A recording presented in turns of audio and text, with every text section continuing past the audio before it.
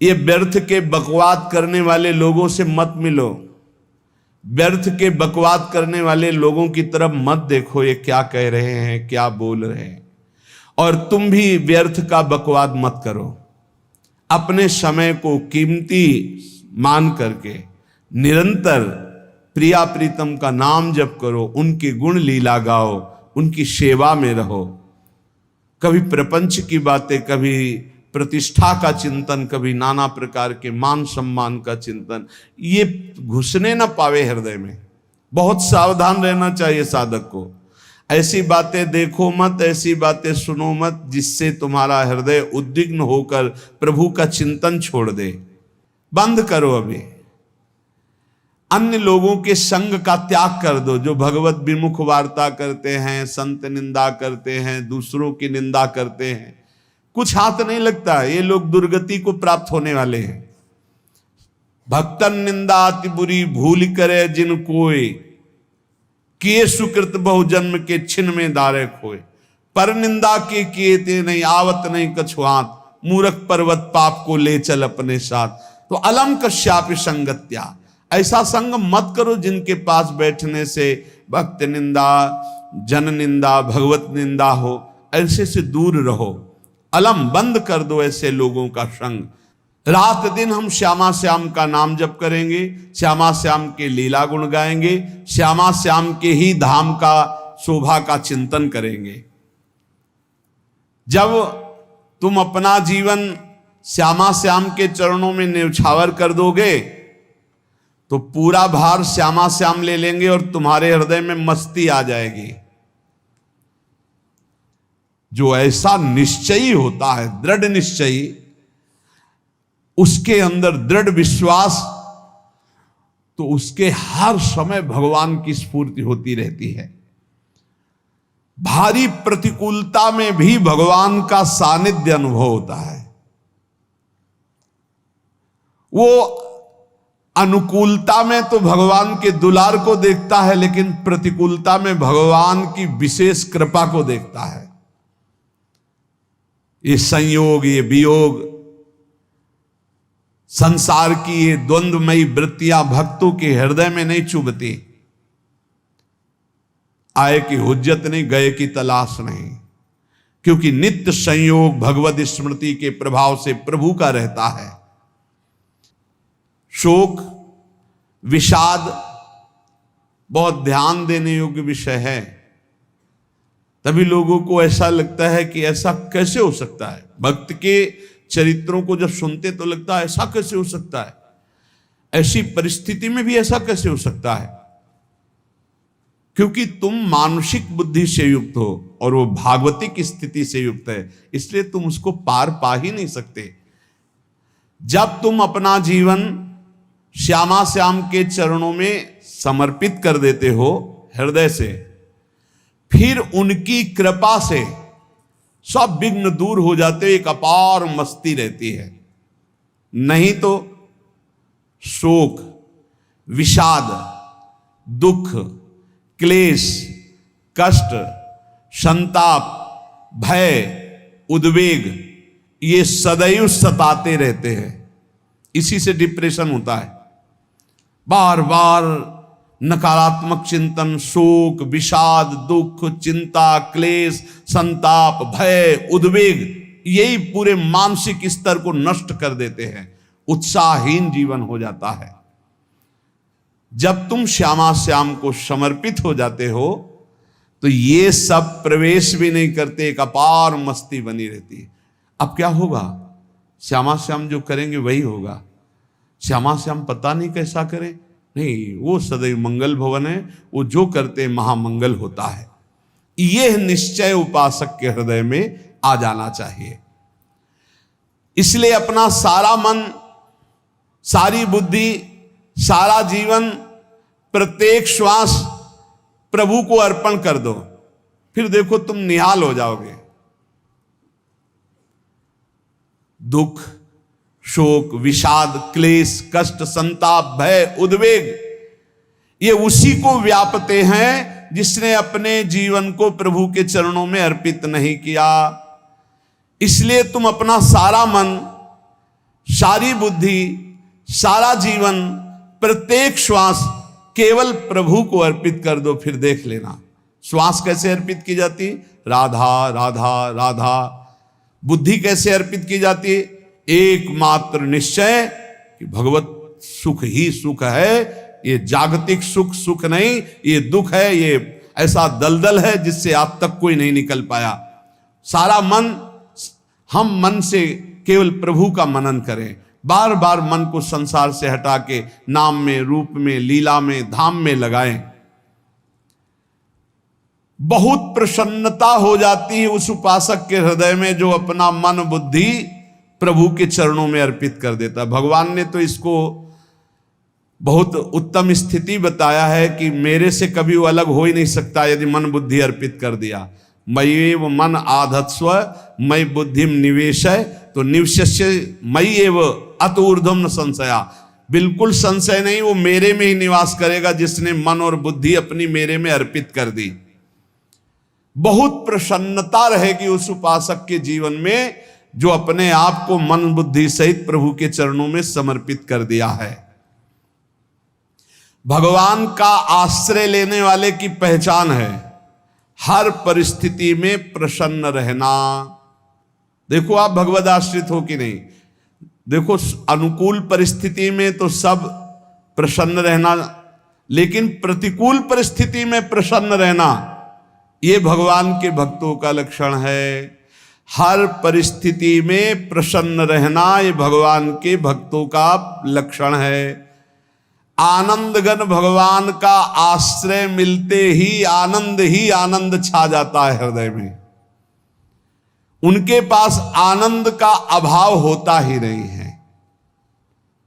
जैसे सूर्य का प्रकाश उदय होते ही सूर्य का प्रकाश संपूर्ण अंधकार को नष्ट कर देता है, ऐसे ही भगवान का संपूर्ण आश्रय लेते ही सब दुख चिंता शोक नष्ट हो जाते, आनंद ही आनंद। तुम भगवान के मंगलमय रूप को नहीं जानते हो, पर उनके मंगलमय भाव को, विधान को मानना शुरू कर दो। जो भी होता है मंगलमय होता है। हमने जीवन में देखा है, अगर इधर कोई बहुत बड़ा सुख दिया तो देर नहीं लगेगी, 24 घंटे नहीं व्यतीत होंगे और ऐसे दुख दे देंगे, जिससे दोनों का समान भाव रख करके ना दुख में तुम भूलो प्रभु को, ना सुख में फूलो, सीधे भगवत मार्ग में चल। पूरे जीवन की बात देखा है, भगवान के मंगल विधान में सदा सर्वदा सुख ही सुख है, इस बात को मान के प्रसन्न हो जाओ।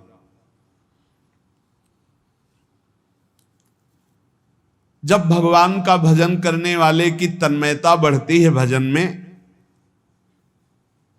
तो द्वेषी जन अपने आप तैयार हो जाते हैं। भक्त कभी किसी से द्वेष नहीं करता, अपने आप वो द्रोह करने लगते। तो नरसिंह मेहता जी से बहुत गांव के कई लोग थे जो जलते थे, ऐसे जलते थे कि अब क्या करें, कैसे मिटा दे नरसिंह मेहता जी को।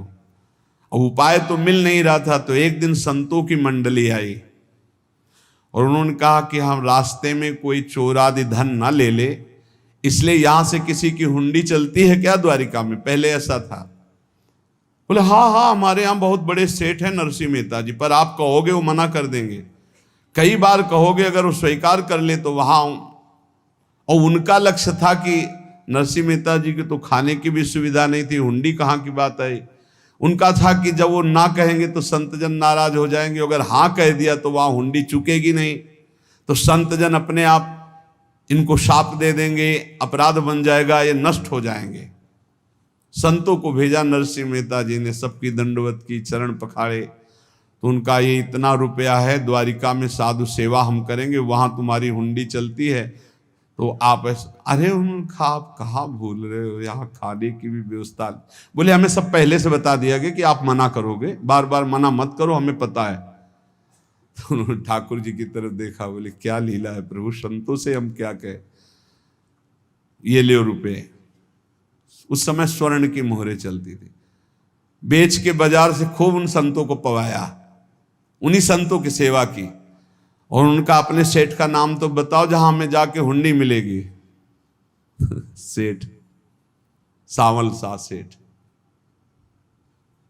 संत जन गए वहां, पूछा कि नरसिंह मेहता जी का जिन सेठ से परिचय, उनका नाम सावल शाह सेठ, उनकी गद्दी कहाँ है? तो जो कुछ भक्त थे वो द्वारिकाधीश की तरफ संकेत करते कि वही हैं। बोले नहीं नहीं, वो सेठ है, उनकी गद्दी चलती थी। पूरी बाजार में कहीं कोई। अब संत जन एकांत में होकर के बहुत विचलित हुए, क्या हमारे साथ धोखा हुआ? नरसिंह मेहता जैसा संत क्या धोखेबाज हो सकता है? देखो, संशय तो बहुत विचित्र होता है। बड़े बड़ों को संशय हो जाता है। जब भगवती सती जी को संशय हो गया, राम जी को, हे खग हे मृग हे मधुकर श्रेणी, ऐसा पूछते हुए कि सच्चिदानंद कैसे हो सकते, तो किसी को हो सकता है, क्योंकि वो बुद्धि की अधिष्ठात्री देवी है। जो ही उनके मन में ऐसा आया कि क्या हमारे साथ धोखा हो रहा है, इतने में ही देखा जय हो सावल शाह सेठ की। वो कहा सावल शाह सेठ? तो देखा बढ़िया मुनीम जी उनके साथ, और सेठ बस्ता लिए हुए मुनीम जी, सरकार इधर से चलो। तो उनका सावल शाह सेठ आपका नाम है? संतों ने कहा। बोले हाँ। बोले नरसिंह जी? हाँ। बोले आपकी हुंडी आ गई है। हुंडी एक कागज में लिखा कि ये हमारे सेठ जी को दे देना। वैसे लोग मुझे माखन चोर कहते, कोई कुछ कहता, लेकिन आपने सेठ बना दिया। जब आपने सेठ बना ही दिया तो आप कभी परवाह मत करना तुम। और ये सेवक आपकी सेवा में सदैव तत्पर है। भगवान ने ऐसा लिखा। जो भगवद आश्रित है, एक बार ये चलता रहता है, जो संत जन होते हैं उनके विरोधी अपने आप बन जाते हैं, किसी से कोई मतलब नहीं, अपने आप विरोधी बन जाते हैं। कबीरदास जी का पूरी काशी में यश था। भजन करने वाले महापुरुषों का यश बढ़ता है जब, तो जो भजनहीन होते हैं उनके हृदय में जलन पैदा हो जाती है, और वो उनको विविध प्रकार से फंसाना चाहते हैं, उनको कष्ट देना चाहते हैं। तो कबीरदास जी के यश को धूमिल करने के लिए कुछ ब्राह्मणों ने एक रचना रची। मुड़ मुड़ा के कबीरदास जी के शिष्य बन करके पूरी काशी के सब आश्रमों में निमंत्रण दे आए। कल भंडारा है, संत सेवा है, सबने स्वीकार किया। कबीरदास जी अपनी दिनचर्या करके निकले तो संत मंडली आने लगी। बोले कै बजे सेवा है? साधु सेवा। बोले कौन सी साधु सेवा? बोले कल आपके शिष्यजन निमंत्रण दे के आए, पूरी काशी के सब संत आ रहे हैं। कबीरदास जी ने कहा यहाँ तो एक की भी व्यवस्था नहीं, पूरी काशी के संत आ रहे। अच्छा, समझ में आ रहा है, लीला बिहारी तुम लीला करना चाहते हो। गए अपना निकल गए गंगा किनारे, एक झाऊ के नीचे बैठकर अपना भजन ध्यान में मगन है। 11-12 बजे तो उन्होंने देखा संतों की मंडली, अब काशी तो बहुत। कबीरदास जी ने देखा कि आश्रम की, तो बोले पता नहीं क्या होगा, चलो चलते हैं। तो ऐसे गमछा वस्त्र करके ऐसे डालकर मुंह ढक करके, वहां बड़ी बड़ी पंगत लगी थी। कबीरदास जी सबको पाओ जी पाओ। कबीरदास जी के रूप में स्वयं भगवान पाओ जी पाओ। कबीरदास जी ने कहा अच्छा, जब स्वामी परस रहे तो हम भी बैठ के पा ले। तो जब उसी पंगत में बैठ गए अपना कपड़ा ढक करके, और जब मोहरे की दक्षिणा दे रहे थे सब लोग कि वाह कबीरदास जी ने आज तो साधु से। सबको जब कबीरदास जी के सामने आए तो ऐसे मुंह ढके, बोले देखो जो मेरा होता है उसे मुंह छुपाना नहीं पड़ता, मुंह ढकला नहीं पड़ता। लो दक्षिणा, तुम भी दक्षिणा ले। कबीरदास जी को कबीरदास जी दक्षिणा दे रहे, और वो कबीरदास जी है भगवान, और ये पाले वाले कबीरदास जी है भगवान के जन। कभी भगवान अपने, अरे जमाने जोर लगा ले, कितना जोर लगाएगा, भक्त और भगवान का झंडा कभी न झुकने पाएगा। बिल्कुल चिंता शोक भय उद्वेग रहित जीवन भगवद आश्रित। तुम भगवान के मंगल विधान में सदा सर्वदा प्रसन्न रहो। अब ये विचार कर लो कि भगवान जो करेंगे तुम्हारा मंगल करेंगे। अब थोड़ा ऐसा बीच में लगता है कि अमंगल हो रहा है क्या, लेकिन पक्का समझो बहुत बड़ा मंगल उनका विधान होता है। बहुत ही उत्तम मंगल होता है भगवान के शरणागत का।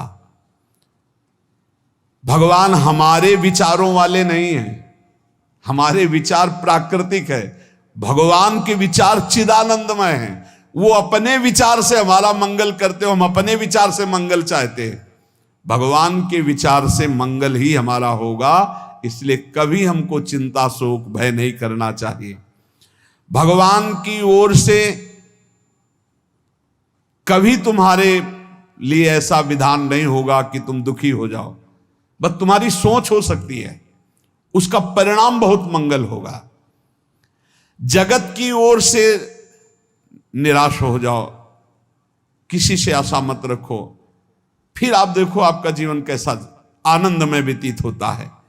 ये जो जगत की आशा है यही दुख प्रदान करती, सच्ची जगत की आशा ही दुख प्रदान करती है। अगर जगत से कोई संबंध न रखा जाए और भगवत भाव में रहकर तो बहुत अच्छा जीवन चलेगा। अपने कर्तव्य का पालन करो, परिवार को भगवत स्वरूप मानकर पोषण करो, किसी से कोई संबंध मत रखो, कोई आशा मत रखो, यही अध्यात्म सिखाता है। अपने आप भगवत स्वरूप, सबका व्यवहार मंगलमय और आपका जीवन मंगलमय। अपने घर में ऐसे रहो जैसे किसी अतिथि के घर में रह जाता है, चलना है यहां से जाना है। कौन रहता है अपने घर में अतिथि की भांति? भगवान का भक्त। जाना है यहां से, अपनी प्रिया प्रीतम के पास जाना। ये हमारा घर नहीं है, यहां तो हम समय व्यतीत कर रहे हैं, अपनी आयु व्यतीत कर रहे हैं भगवत आराधना करते हुए। हमें जाना है प्रिया प्रीतम के पास। वास्तविक घर भगवान का धाम है हमारा, वास्तविक घर वाले प्रभु हैं हमारे, जो नित्य सच्चिदानंद भगवान के चरणों में अपने चित्त को समर्पित करता रहता है। उसको यह अनुभव होने लगता है कि बड़ी कृपा है हमारे ऊपर, भगवान की बड़ी कृपा है हमारे ऊपर। सर्वसमर्थ परम सुहृद भगवान ऐसे भक्त के ऊपर हर समय वरद हस्त रखे रहते हैं।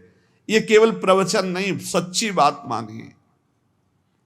ऐसे भगवान का वरद हस्त हर समय रहता है। जब भगवान की छत्र छाया में भक्त अपने को देखता है तो आसपास घोर विपत्तियों का भी समुदाय हो तो भी वो आनंद में मगन रहता है।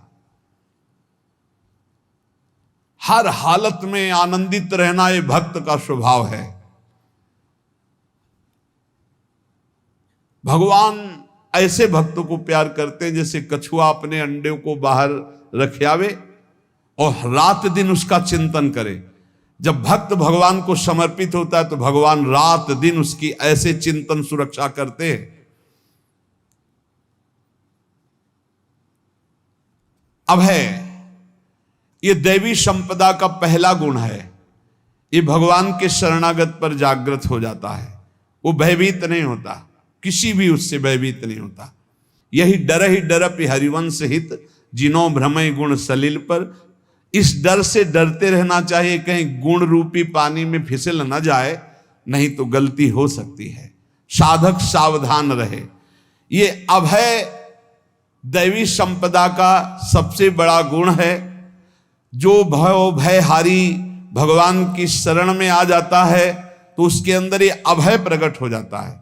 अगर कहीं तुम्हें एकांत में भय लग रहा है, एक आदमी तो एकांतिक में आए थे, वो कह रहे थे कि हमें हर समय भय लगा रहता कि कोई हमारे पीछे है, अंधेरा तो लगता कोई खड़ा है, मैं जीना मुश्किल हो गया, ऐसा भय। देखो ये मन कैसा है, भगवान से विमुख होने पर कैसे डरवाता है।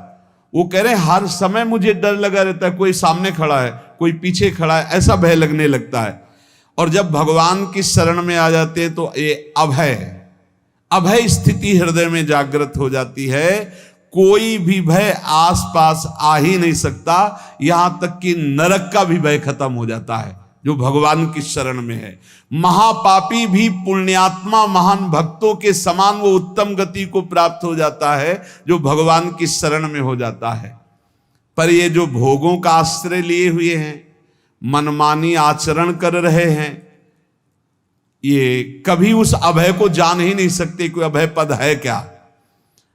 इनको तो कदम कदम पर शोक, भय, और दुख की प्राप्ति होगी। कोई बचा नहीं सकता जो भोगों में लगे हैं, मनमानी आचरण कर रहे हैं।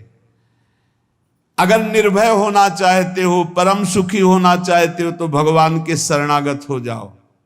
सारे जगत को अभय दान देने वाले भगवान हैं। भगवान का एक प्रण है, मम पन शरणागत भयहारी। जो मेरी शरण में आ गया उसके भय का मैं नाश कर देता हूं। साधना में अवस्था मन की मानी जाती है कि आप कितने अच्छे साधक हैं। यदि आपका मन भगवदाकार है, हर समय भगवत चिंतन चल रहा है, आपके स्वप्न भागवती का रहे हैं, आपके विचार भागवतिक हैं, तो आपकी अच्छी साधना हो रही है। और यदि आपके स्वप्न गंदे आ रहे हैं, क्योंकि स्वप्न में मन का ही सारा खेल होता है, और आपकी चिंतन वृत्ति वासनात्मक चल रही, तो अभी साधना का प्रभाव मन पे नहीं पड़ा है। जिसका मन हर समय भगवत चिंतन करता रहता है, वो जीते जी जीवन मुक्त हो जाता, अनुभव होता है। जैसे किसी ने कहा कि हमें कैसे पता चलेगा कि हमारा काम हो गया है, तो जैसे आप भोजन पा लेते हैं तो किसी दूसरे से गारंटी थोड़ी लेनी होती कि हम छक गए हैं क्या, आप जरा बताना हम छक गए हैं क्या। नहीं, अपने हृदय में आ जाता है कि अब मैं तृप्त हो गया। ऐसे ही अपने हृदय में आ जाता है कि मेरा काम हो गया, अब मेरा जन्म नहीं होगा। ये हृदय में आ जाता है, अपने आप अनुभव में आ जाता है। जब स्वरूप बोध होता है तो किसी और से सलाह थोड़ी लेनी होती है, वो अपने आप अनुभव में आ जाता है।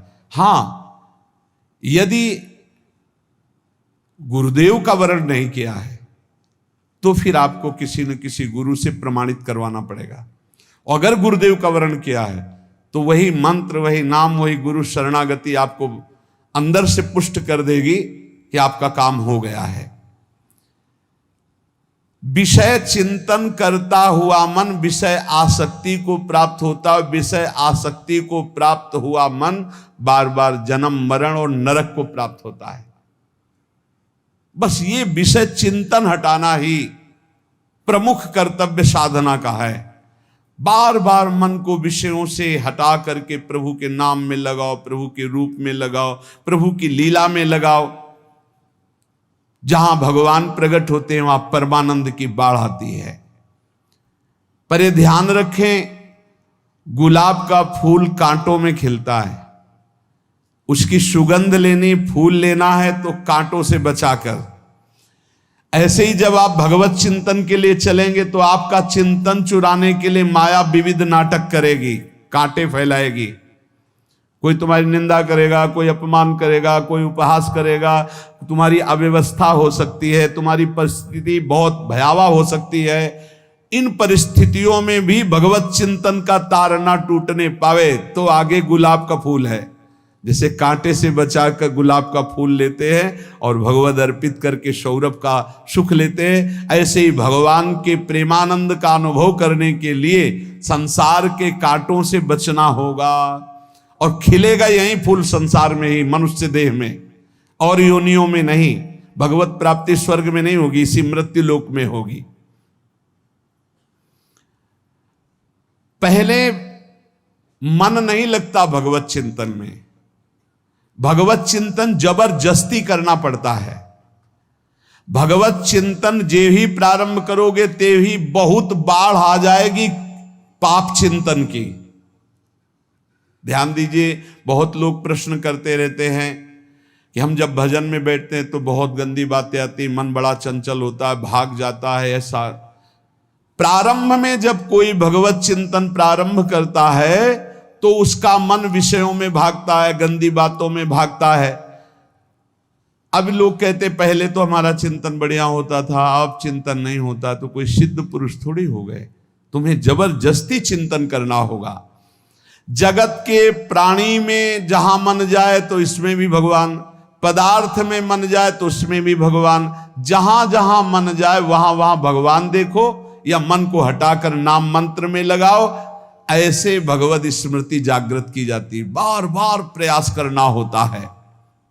कई लोग ये प्रश्न करते हैं कि हमसे बड़े पाप हो गए तो क्या हमें भगवान की प्राप्ति हो जाएगी? तो यहां कह रहे हैं भगवान किसी के पूर्व जीवन को नहीं देखते हैं, वर्तमान के भजन को देखते हैं। पकड़ो इस बात को। अगर वर्तमान में आज आप सुधर गए हो, नाम जप कर रहे हो, तो आप भक्त हो। ये गीता जी में भगवान ने कहा, अपिचेत सुदुराचारो भजते माम अनन्य भाग साधुरेव समंतव्या सम्यक व्यवसिता। ऐसा बहुत दुराचारी पहले रहा है, बाद में उसके मन में आ गया कि भगवान के सिवा हमारा कोई कल्याण करने वाला नहीं, हमारा कोई नहीं। तो भगवान कहते हैं मैं उसे साधु ही मानता हूं, उसे साधु बना देता हूं। भगवान किसी के पूर्व जीवन को नहीं देखते। बहुत बढ़िया बात है। कल तक हम क्या करते रहे भगवान नहीं देखते, आज क्या कर रहे हो ये देखते हैं। यदि आज आप भजन में लग गए हो, अच्छे आचरण कर रहे हो, तो आपको भगवत प्राप्ति हो जाएगी। भगवान ये नहीं देखते कि पूर्व में पुण्यात्मा रहा है कि पापात्मा रहा है। भगवान वर्तमान में देखते कि मेरा भजन कर रहा है, बस इसी से कल्याण कर देते हैं। पकड़ो इस बात को, तो कभी प्रश्न नहीं उठेगा कि क्या हमको भी भगवत प्राप्ति हो सकती है क्या। हमारा मन यदि श्री भगवान को चाहने लगे तो श्री भगवान हमारे मन में ही आकर बस जाएंगे। भगवान की रूप माधुरी में मन डूबने लगेगा। यथार्थ सत्य, जो भगवान से थोड़ा भी प्यार करने लगे हैं, उनके हृदय में भगवान की उनकी भावना के अनुसार झलक आने लगी है। हृदय में प्रभु के आते ही अनंत जन्मों के संस्कारों का नाश हो जाता है। इसलिए तुम अपने पहले वाले घृणित जीवन को याद भी मत करो और उसको सोचकर जरा निराश भी मत हो। अमावस्या में घोर अंधकार रहता है, पर प्रातः काल में अंधकार नष्ट हो जाता है। ऐसे ही नाम का उच्चारण करते ही तुम्हारे जितने पाप अंधकार हो सब नष्ट हो जाएंगे। तुम चाहो कि एक क्षण भी प्रभु को ना भूलो। अब वर्तमान में ऐसी स्थिति बनाओ।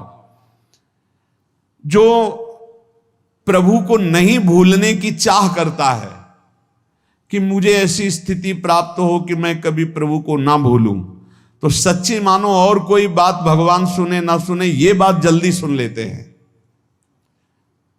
भजन की मांग करो तो बहुत जल्दी भगवान पूर्ण करते हो। भजन जिसका चलने लगा तो फिर लोक लोकांतर के सारी रिद्धियां सिद्धियां सुख वैभव तो उसके चरणों में लौटते हैं। जब हम प्रभु से प्रभु का स्मरण न मांगकर भोग मांगते हैं, तभी हमारा भजन रुक जाता है, भजन नहीं चल पाता। यदि हम प्रभु से केवल भजन मांगे तो विश्वास करो ब्याज में सब हो जाएगा। मूल भजन तो आपका बचेगा ही, ब्याज में लोक लोकांतर के भोग आपके चरणों में लुटते घूमेंगे। आप भजन करके तो देखो। अरे घिघियाने की जरूरत नहीं, किसी से मांगने की जरूरत नहीं, भजन करके देखो, सब ठीक हो जाएगा, सब अपने आप बन जाएगा। हम बहुत बड़ी भूल कर देते हैं कि थोड़ा भजन करके प्रभु से कुछ सांसारिक वस्तुएं, स्थितियां, परिस्थितियां बदलने की मांग कर लेते हैं, जिससे भजन छूट जाता है। प्रभु की स्मृति इतनी महान है कि जिन्होंने बैर भाव से प्रभु का स्मरण किया उनको भगवान की प्राप्ति हो गई। जैसे कंस आदि भगवान से बैर ही तो रखते थे, लेकिन भगवान की स्मृति रहती थी। स्मृति ने उनको भगवत प्राप्ति करा दी। स्मृति में महान सुख है, पर वो जब भक्ति रस से युक्त स्मृति होती तब माधुर्य रस, प्रेम रस का अनुभव होता है। कल्याण तो वैर भाव से स्मरण करने वालों को भी प्राप्त हो गया। यदि आप भक्त हो और ये चाहते हो कि आपकी भागवती की स्थिति बहुत जोर की हो, तो हम आपसे प्रार्थना करते हैं कि रोज प्रभु से एक ही बात मांगिए, मुझे अखंड स्मृति दीजिए। अर्जुन जी को पूरी गीता जी सुनने के बाद यही मिला, नष्टो मोहा स्मृति लब्ध्वा। स्मृति, प्रभु आप हम पे ऐसी कृपा कर दो कि हमारे हृदय में किसी और व्यक्ति, वस्तु, स्थान की स्मृति न रह जाए, केवल आपकी स्मृति रह जाए। ये चाह भगवान बहुत जल्दी पूर्ण कर देते हैं यदि उपासक हृदय से ये बात मांगे। भगवान की कृपा से ही ऐसा हो सकता है कि अखंड स्मृति ये कर्म फल से नहीं मिलती है। प्रभु के प्रति निर्भर होकर जो दैन्यता पूर्वक प्रभु से मांगता है और हर समय अभ्यास करता रहता है भगवत स्मरण का, उसको ये स्मृति मिलती है। और स्मृति मिल गई तो इससे बड़ी कोई स्थिति नहीं, हर समय भगवान का स्मरण। प्रभु से मन प्रतिपल नया नया स्वाद लेकर के आसक्त होता रहता है, नवम नवम। प्रभु कभी बासी नहीं होते। जैसे किसी व्यक्ति को देखो तो देखते देखते मन हट जाएगा कि देख लिया, बहुत सुंदर है, ठीक है, लेकिन वो एक दिन मन हट जाएगा। और प्रभु की सुंदरता नवम नवम है, प्रभु के नाम का स्वाद नवम नवम है, प्रभु की लीला का स्वाद नवम नवम है, प्रभु के धाम की शोभा नवम नवम है। जैसे आचार्य महाप्रभु हरिवंश चंद्र जी कहते, नयो नेह नवरंग नयो रस नवल श्याम वृषभानु किशोरी, नव पीतांबर नवल चूनरी, नई नई बूंदन भींजत गोरी, नव वृंदावन हरित मनोहर, नव चातक बोलत मोर मोरी, नव मुरली जो मल्हार नई गति, सब कुछ नया। तो नवम नवम प्रभु प्रतिपल नवम नवम प्रभु का रूप, प्रियाजू का नवम नवम, अबहीं और अबहीं और अबहीं और है। तो कहते हैं जब मन निरंतर स्मृति में डूबता है तो जब प्रभु की रूप माधुरी प्रकाशित होती तो ऐसी नवम नवम कि कभी ये नहीं होता कि रूप बासी हो गया। ये वही रूप है जो हमने अभी देखा था, नवम नवम। इसलिए आनंद की उफान आती रहती है उपासक के हृदय में। ऐसी प्रियता, ऐसा आनंद बिना भजन के नहीं अनुभव में आएगा। इसलिए तुम विश्वास करो, तुम्हें बहुत सुंदर सुख मिलने वाला है, आगे अपार सुख मिलने वाला है। ये थोड़ा दुख का समय काट लो, जब तक जीवन है ये दुख सुख की लहर आती रहेगी, आप इसको सह जाओ, आगे बहुत आनंद है, विश्वास मान लीजिए, बहुत आनंद है। जो ये विश्वास कर लेता है वो प्रभु के मार्ग में चलकर प्रभु को प्राप्त कर लेता है। नहीं तो इतने रोड़े हैं कि आप ऊब जाओगे, बहुत रोड़े हैं। जो प्रभु के मार्ग में चलता है तो माया के बहुत से पार्षद अपना प्रभुत्व दिखाने उनके पास आते हैं, महिमा अपनी दिखाने, पर वो किसी वस्तु स्थिति अवस्था प्राणी पदार्थ का प्रभाव स्वीकार ही नहीं करता, क्योंकि भगवत स्मृति परायण है, भगवान की कृपा पर विश्वास है, इसलिए उसको कोई फंसा नहीं पाता। वो नित्य निरंतर प्रभु से घुला मिला रहने के कारण उसकी मस्ती में कोई फर्क नहीं पड़ता। माया का प्रभुत्व रखने वाले उसे फंसाने की चेष्टा करते हैं, पर उस पर किसी का असर नहीं होता। वो कहीं लिप्त नहीं होता, वो कहीं दुखी सुखी नहीं होता, वो हर समय प्रसन्न रहता है। तुम देखो, हर समय प्रसन्न रहते हो? यदि नहीं तो तुम किसी व्यक्ति वस्तु का आश्रय लिए हुए, प्रभु का नहीं। अगर हां तो हर समय प्रभु का स्मरण चलना चाहिए, हर समय प्रभु के आश्रित हो, फिर देखना ये आनंद, ये प्रसन्नता क्या रूप रखती है। बड़े बड़े मस्त संतों को देखा, मस्त ऐसे उन्माद में मस्त है, उस सुख के लिए ललचाओ। कब तक जन्मते मरते रहोगे, कब तक बार बार दुख भोगते रहोगे, कब? बड़ा प्रपंच है ये।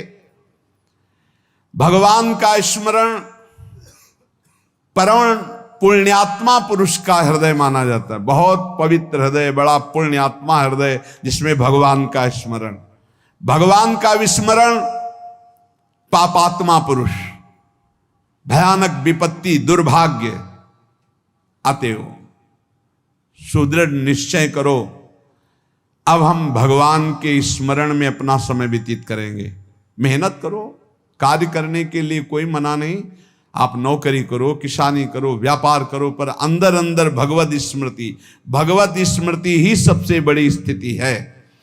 अब चाहे हम जीवित रहें, चाहे हमारे मरण जैसी विपत्ति आ जाए, चाहे सब हमसे हट जाए, चाहे सब हमको नमन करें, अब हम दृढ़ निश्चय करके केवल भगवान के स्मरण करते हुए इस संसार के बीच समय व्यतीत करेंगे। अब हम चूकने वाले नहीं। ये नियम लीजिए, चाहे जीवन रहे या ना रहे, चाहे मरण जैसा कष्ट आ जाए, चाहे सब वियोग हो जाए, सब चले जाए, चाहे सब संयोग हो जाए, सब नमन करें, अब हम प्रभु का स्मरण नहीं छोड़ेंगे।